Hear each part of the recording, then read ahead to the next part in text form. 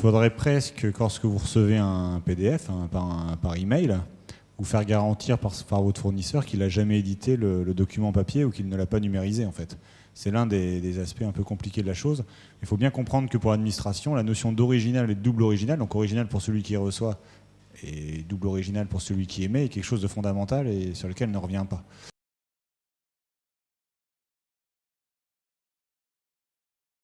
Moi, je pense que ça suffit. À partir du moment où vous avez pris toutes les précautions pour vous assurer que ce n'était pas un document numérisé, ce qui est le cas. Ce qui est intéressant quand même qu'il faut rappeler, et votre démarche pourrait s'inscrire dans ce cadre-là, c'est que pourquoi la directive a défini finalement la facture électronique, puisque finalement on dit qu'il n'y a plus de problème de support, c'est le contenu qui va compter. Parce que pour la facture électronique, il faut toujours avoir l'acceptation du client. C'est-à-dire que si j'envoie un PDF à un client, il a la possibilité de m'écrire en me disant « non, moi j'en veux pas ». D'accord ?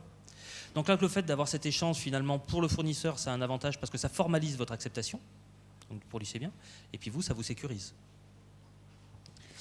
Alors, on était d'accord, on ne s'était pas concerté, mais d'ailleurs, l'administration l'écrit plus ou moins quand elle dit qu'on peut parfaitement imaginer que la piste d'audit ne soit pas fiable chez l'émetteur et qu'elle soit fiable chez celui qui reçoit. Donc ça veut bien pouvoir dire qu'on peut avoir... On a une analyse différente chez l'un et chez l'autre, en fait, chacun étant responsable de ses propres obligations fiscales. Je mettrais juste un bémol par rapport à ça, c'est que avec le développement des fraudes TVA, vous avez une législation anti-fraude qui s'est développée et on vient expliquer, on vient mettre des systèmes de solidarité ou de non-récupération de TVA ou de solidarité à la collecte de la TVA sur des opérateurs qui ne pouvaient pas ignorer qu'ils étaient dans une chaîne de fraude.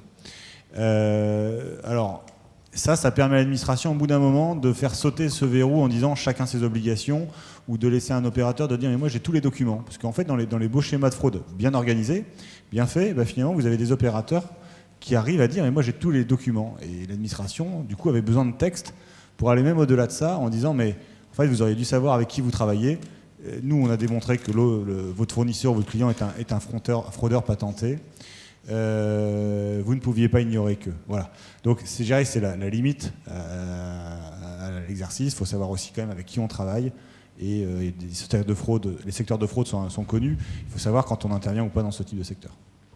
La compte interchange, de plus en plus souvent, elle est signée, elle est signée donc par les deux parties. On en retrouve pas mal d'exemples sur Internet qui sont très bien faits d'ailleurs. Il suffit de taper convention d'interchange. Ceci dit, il faut savoir qu'elle peut être tacite et que certaines personnes acceptent tacitement cet échange. Et elle est tolérée tacitement. Donc ce n'est pas obligatoire de signer une convention d'interchange. Moi, en tant que société de service, je recommande la signature de ces conventions d'interchange parce qu'elles garantissent que chaque partie s'engage à respecter un processus complet, de bout en bout.